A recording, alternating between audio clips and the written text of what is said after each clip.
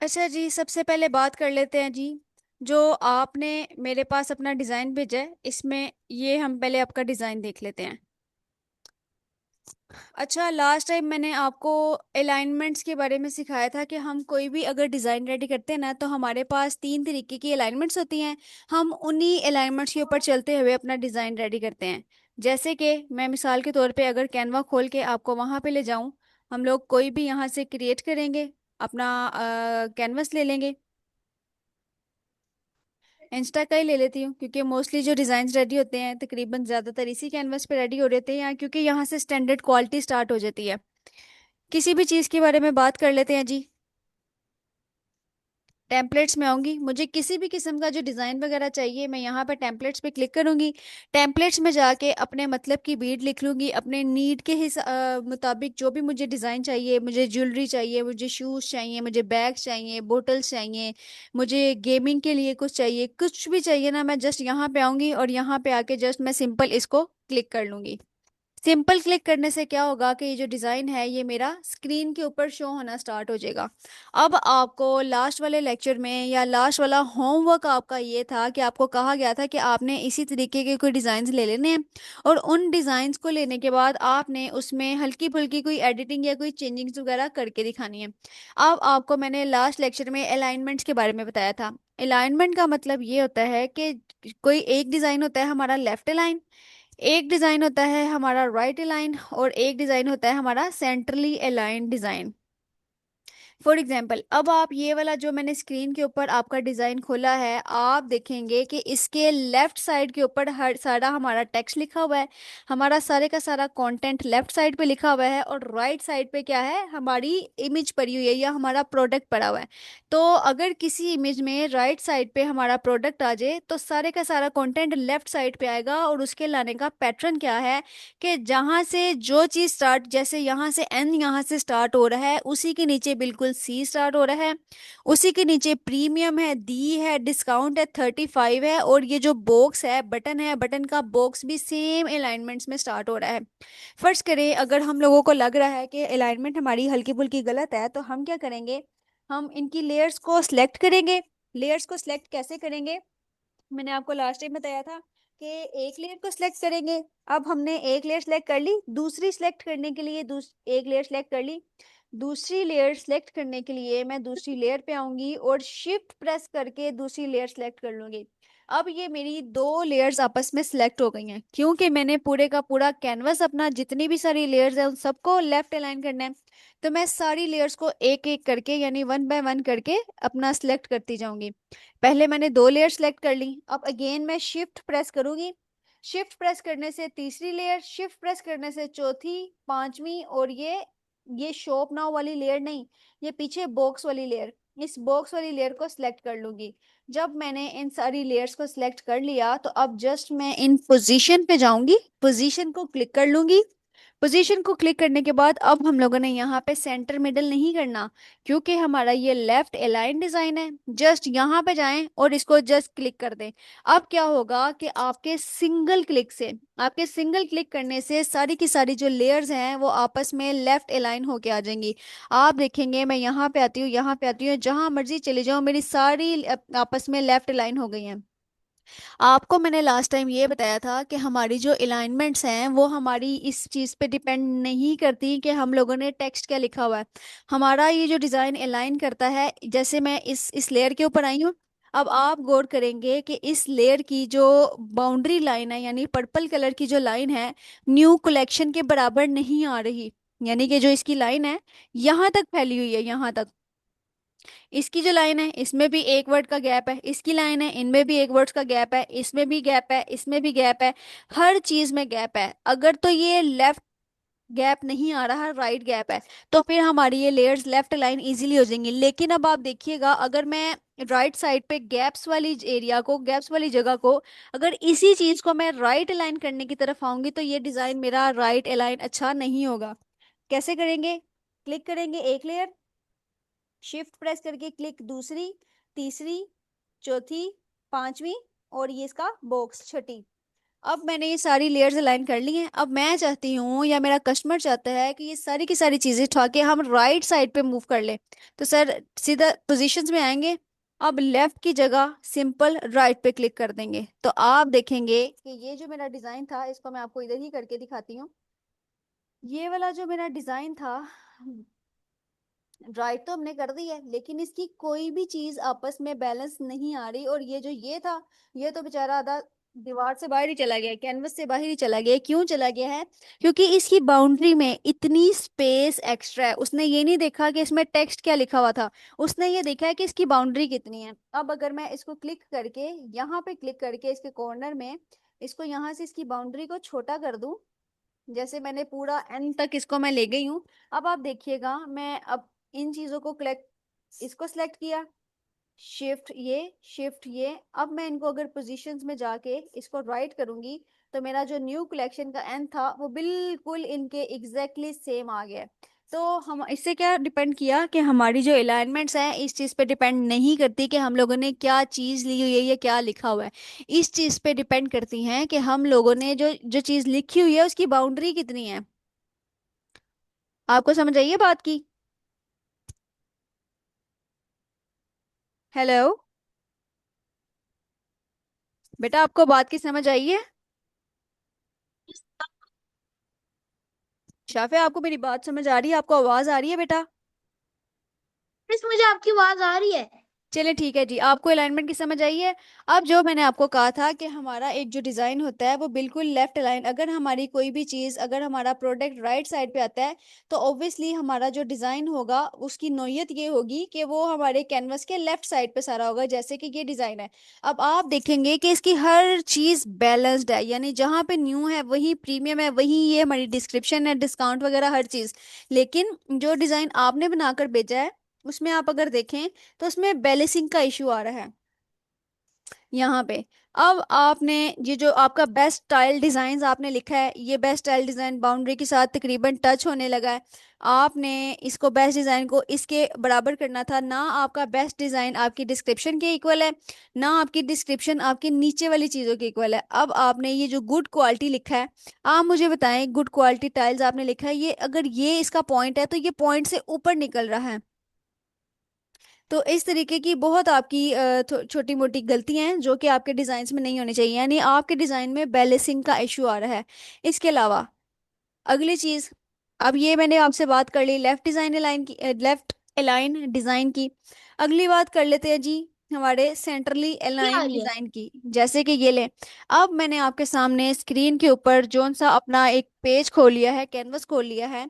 इससे क्या शो हो रहा है कि हमारा जितना सारा डिजाइन है, चाहे वो प्रोडक्ट्स हैं, चाहे वो हमारा हेडिंग है या हमारा बटन है, ये सारा कुछ हमारी स्क्रीन के सेंटर में आएगा। तो हम क्या करेंगे, अपना प्रोडक्ट क्लिक करेंगे, शिफ्ट प्रेस करके अपनी अगली लेयर्स को क्लिक कर लेंगे और जस्ट पोजीशंस में जाएंगे और इसको ये पहले से ही देखिए मैं सेंटर को क्लिक नहीं कर सकती। इसका क्या मतलब है, ये पहले से ही मेरा सेंटर हुआ है, तो ये हमारी सेंट्रली अलाइन डिजाइन है।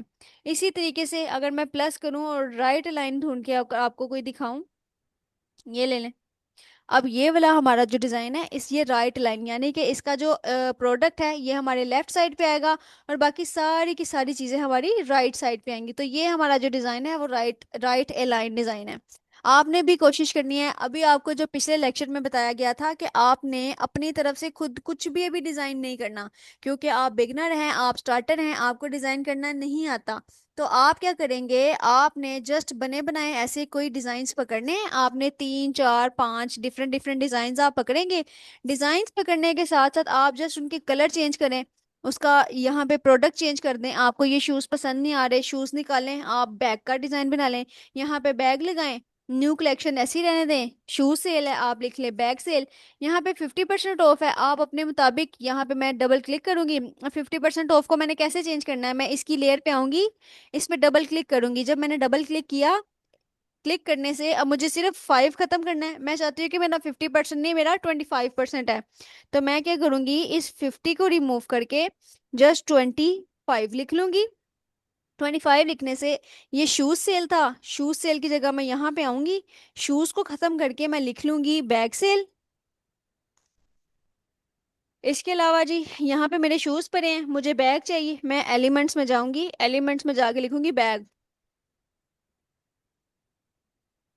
जैसे ही मैंने बैग लिखा मेरे पास डिफरेंट टाइप्स के बैग्स आ गए हैं। अब मैं इन शूज को यहाँ से रिमूव करती हूँ और अलाउड। कोई भी। जी जी सर, मैं शूज को यहाँ से रिमूव कर रही हूँ और कोई भी यहाँ पे बैग ला के रख रही हूँ। अब ये देखिए, मुझे ये बैकग्राउंड के बगैर बैग चाहिए। ये बैकग्राउंड मुझे नहीं चाहिए। तो अगर आपके पास कैनवा प्रो है, सिंपल बीजी रिमूवर पे जाएं और इसको सिंगल क्लिक करें, ये आपका पीछे से बैकग्राउंड रिमूव कर देगा।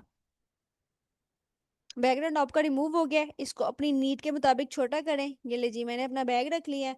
यहाँ पे इनका नंबर लिखा है, फर्स्ट करें मैं ये अपना कोई नंबर मैंने डाल लिया और यहाँ पे जीमेल। अब ये ले जी, बना बनाया मेरे पास एक डिज़ाइन रेडी हो गया है। जो डिज़ाइन पहले शूज़ का था और मुझे वो डिज़ाइन पसंद आ गया था, लेकिन मैं चाहती थी कि मैं इस शूज़ के डिज़ाइन को अपनी नीड के मुताबिक बैग का डिज़ाइन कर लूँ। अगर अब आपको ये कलर पसंद नहीं आ रहा, इसमें जाएं, कोई भी अपनी मर्जी का कलर ये लें। मैं चाहती थी, अब हमारा ये ब्लैक कलर रेड पे बैठ गया, इसको यहाँ से जाएं, इधर जाएं, कलर चेंज कर लें। ये ले जी। अब मैंने एक डिज़ाइन मुझे पसंद आया, लेकिन वो डिज़ाइन शूज़ के हवाले से था। मैंने जस्ट छोटी मोटी एडिटिंग करने से क्या किया है कि इस बैग उस शूज़ के डिज़ाइन को एक बने बनाए रेडीमेड बैग के डिज़ाइन से चेंज कर लिया। कैसे चेंज कर लिया है कि मैंने उसकी हेडिंग चेंज कर लिया है, शूज़ की जगह मैंने बैग लिख दिया है। जहाँ पे शूज़ लगे हुए थे उस जगह पे मैंने बैग्स लगा लिए हैं। जहाँ पे उसका नंबर लिखा था उसके नंबर को रिमूव करके मैंने अपना नंबर लगा लिया है। यहाँ पे मैं अपनी जीमेल लगा दूंगी और यहाँ पे मैंने जैसे उसका 50% ऑफ था, मैंने यहाँ पे अपना 25% ऑफ कर लिया है। ये मेरा एक बना बनाया बैग का ऐड रेडी हो गया। अब मैं इसको डाउनलोड करूंगी और जिस जगह पे भी मैंने इसको यूज़ करना है मैं जस्ट इसको डाउनलोड करके यूज़ कर लूंगी। लेकिन सबसे इम्पोर्टेंट बात, हम लोगों ने कभी भी लोगो लगाए बगैर अपना कोई भी डिजाइन अप्लाई कहीं पे भी नहीं करना। अब यहाँ पे एक चीज ये तो समझ आ रही है कि भाई ये जो हमारे पास एक ऐड आया है या ये जो इमेज है, ये बैग के हवाले से है।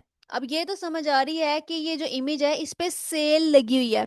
अब इसमें ये भी समझ आ रही है कि ये न्यू कलेक्शन है। ये भी समझ आ रही है अगर ऑर्डर करना है तो इस नंबर पे चले जाओ या इस वेबसाइट पे चले जाओ, 25% का ऑफर है। लेकिन ये है किसकी तरफ से, कौन इसको बेच रहा है, ये तो समझ ही नहीं आ रही। तो हम लोगों का हर जगह पे हम लोगो लाजमी लगाएंगे। अगर आपके पास लोगो नहीं है तो कैनवा से आपको रैंडम लोगोज मिल जाएंगे कॉपीराइट के बगैर। आप जस्ट यहाँ पे आएंगे, लोगो लिखेंगे, या फिर आप लोगो बैग बैग लोगो लिख दें। यहाँ जाएं और यहाँ लिखें बैग लोगो, जस्ट एंटर करें। हमारे पास डिफरेंट टाइप्स के लोगोज आ जाएंगे। ऑल में क्लिक करें, डिफरेंट डिफरेंट टाइप्स के आपके पास ये लीजिए, आपके पास डिफरेंट टाइप्स के लोगो आ जाएं। मुझे ये पसंद आ रहा है, मैंने जस्ट इसको क्लिक किए, यहाँ से छोटा कर दिया है, छोटा करके मैंने अपना यहाँ कहीं लगा दिया है। अच्छा, एक चीज और मैंने आपको सिखाई थी कि अगर हमारी कोई भी चीज हो नीचे वाले बैकग्राउंड पे बैठ रही हो तो हम उसके ऊपर इफेक्ट लगा देते हैं, स्ट्रोक लगा देते हैं, शेडो लगा देते हैं। वो भी मैंने आपको सिखाया था कि इसको क्लिक करूंगी, क्लिक करने के बाद एडिट में चली जाऊंगी, एडिट में जाने के बाद नीचे जाऊंगी, ये मेरे शेडोज के नाम की ऑप्शन आएगी। शेडोज पे जाके ये डिफरेंट हमारे पास शेडो, ये आपका ग्लो आ गया है, ड्रॉप आ गया है, आउटलाइन आ गई, कर्व आ गया है, बहुत और भी डिफरेंट ऑप्शन है। लेकिन अभी मुझे जिस चीज की जरूरत है वो आउटलाइन की है। जस्ट आउटलाइन पे क्लिक करूंगी, डबल क्लिक करने से मैं इसके अंदर चली जाऊंगी और ये सर इसके कलर है। अब आउटलाइन हमेशा उसी कलर की आती है, आउटलाइन हमेशा उस कलर की आती है जिस, यानी अगर हमारी बेस डार्क कलर की है तो आउटलाइन हमारी लाइट कलर की आएगी। अगर हमारी बेस लाइट कलर की है तो आउटलाइन हमेशा डार्क कलर की आएगी। आउटलाइन लगाने का मकसद ही ये है ताकि नीचे वाली चीज अगर ऊपर वाली चीज को दबा रही है, छुपा रही है, तो उठ के उभर के सामने आ जाए। अब क्योंकि मेरा नीचे का जो बैकग्राउंड है वो डार्क कलर का है तो इस पे जो मैं आउटलाइन लगाऊंगी लाइट कलर की लगाऊंगी। मैं इसको क्लिक करूंगी, ये मेरी आउटलाइन लग गई है। अब यहाँ से मैं अपनी आउटलाइन का साइज बड़ा कर लूंगी, जस्ट ऐसे इसके साइज को ऐसे करती जाऊंगी। ये ले जी। अब फर्ज करें ये मेरा एक स्टोर था दी बैग के नाम से, अब मेरे दी बैग का ये लोगो है, ये मैंने लोगो लगा दिया है। अब ये आपका एक प्रॉपर एड चलने के लिए रेडी है। हम लोगों को इसमें कोई मेहनत भी नहीं करनी पड़ी, हम लोगों का इसमें टाइम भी ज़ाया नहीं हुआ। जस्ट हल्की फुल्की एडिटिंग से हम लोगों ने क्या कर लिया है, एक बना बनाया एक डिज़ाइन पकड़ा है, उस डिज़ाइन में हल्की फुल्की चेंजिंग्स करके हल्का सा कलर चेंज कर दिया है, शूज़ की जगह बैग रख दिया है, 50% की जगह 25% ऑफ कर दिया है, शूज़ सेल की जगह बैग सेल लिख दिया, और जस्ट नंबर लिखने से हमारा ये एक ऐड रेडी हो गया है।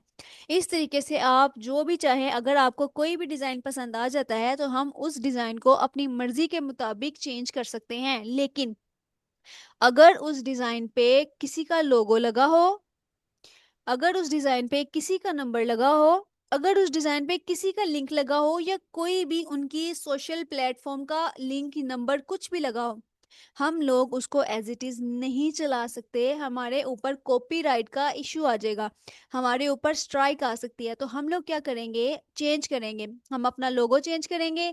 हम अगर वो डिजाइन हम बिल्कुल सेम यूज कर सकते हैं, लेकिन लोगो हमारा ब्रांड ब्रांड नेम होता है, हमारी पहचान होती है हेलो। अपना जी जी। Hello miss.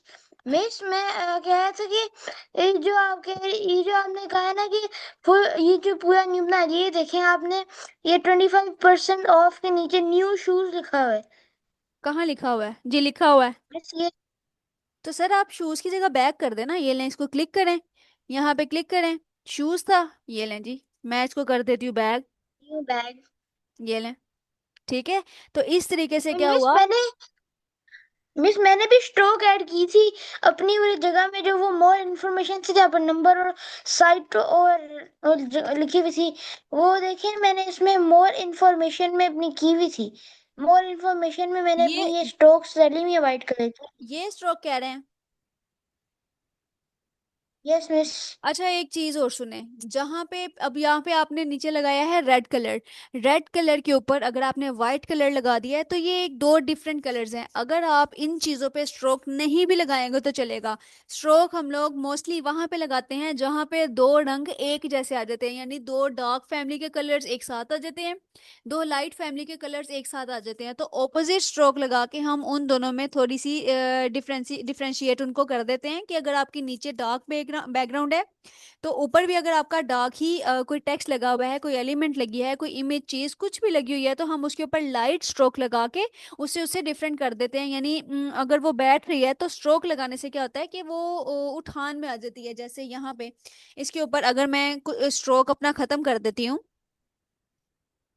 या फिर ये शोप नाउ को ही ले लेते हैं, शोप नाउ का कलर अगर मैं यहाँ पे ये ग्रे कर देती हूँ, अब आप देखिएगा ग्रे भी जरा डार्क ग्रे कर देती हूँ, इसके अंदर जाऊंगी और ग्रे थोड़ा सा डार्क कर दूंगी। अब यहाँ पे मैं कह रही हूँ, पहले मेरा शोप नाउ क्या था कि मेरी बेस थी वाइट कलर की, ऊपर मेरी बेस थी ब्लैक कलर की, ऊपर जो मेरा टेक्स्ट लिखा हुआ था ये वाइट कलर का लिखा हुआ था, यानी मेरी डार्क बेस थी और लाइट टेक्स्ट था। तो इससे क्या हुआ कि मेरा जो कलर था वो साफ साफ प्रोमिनेंट हो रहा था।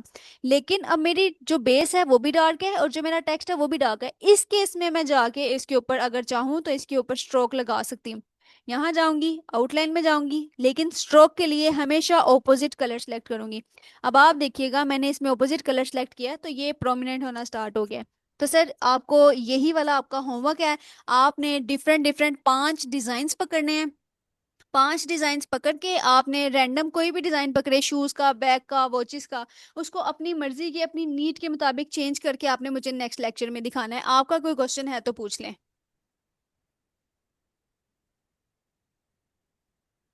सर आपका कोई क्वेश्चन है तो पूछ लें सर। सर अगर आपका क्वेश्चन नहीं है तो हम लोग क्लोजिंग की तरफ मूव करते हैं। हेलो।